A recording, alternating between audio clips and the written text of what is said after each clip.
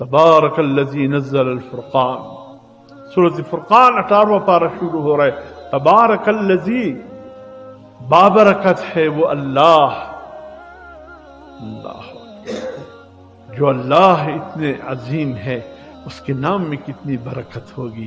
اس لیے فرمائے جو کام بسم اللہ سے شروع کیا جائے وہ منقطع نہیں ہوتا، وہ کامیابی سے ہمکنار ہوتا ہے۔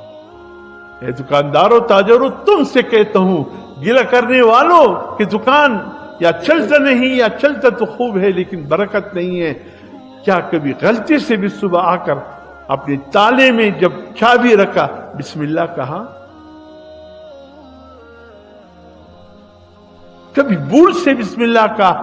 بسم اللہ الرحمن، آپ کسی دن بسم اللہ کے ساتھ اپنے دکان کے تالے تو کھول لے، پھر برکت کی انتہا دیکھیے، تھوڑا سودا ہوگا، اتنا کافی شافی ہو جائے گا کہ آپ بھی حیران۔ دوسرے فرماتے ہیں جس چیز پر بھی اللہ کا نام لے، کھانا شروع کرتے وقت بسم اللہ الرحمن الرحیم۔ اس کے معنی کیا ہے؟ یہاں دیکھیں جو فعل ہے وہ محذوف ہے، چھپا ہوا ہے، ہم اس کا ذکر اس لیے نہیں کرتے کہ ہر کام الگ ہے۔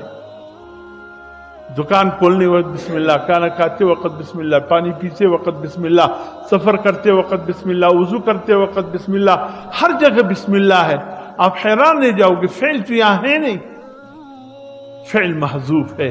جیسے آپ کھانا کھاتے ہیں جس کا مطلب ہوتے آکلو بسم اللہ الرحمن، پانی پیتے ہیں اشربو بسم اللہ الرحمن الرحیم، دکان کھولتے ہیں اشرعو بسم اللہ الرحمن، ہر جگہ اب ایک فعل آ جاتا ہے۔ جو کام آپ کر رہے ہیں وہ فعل خود بخود سامنے آ جاتے ہیں کہ میں اللہ کے نام سے شروع کر رہا ہوں، یعنی پانی پیتا ہوں اللہ کے نام سے، کھانا کھاتا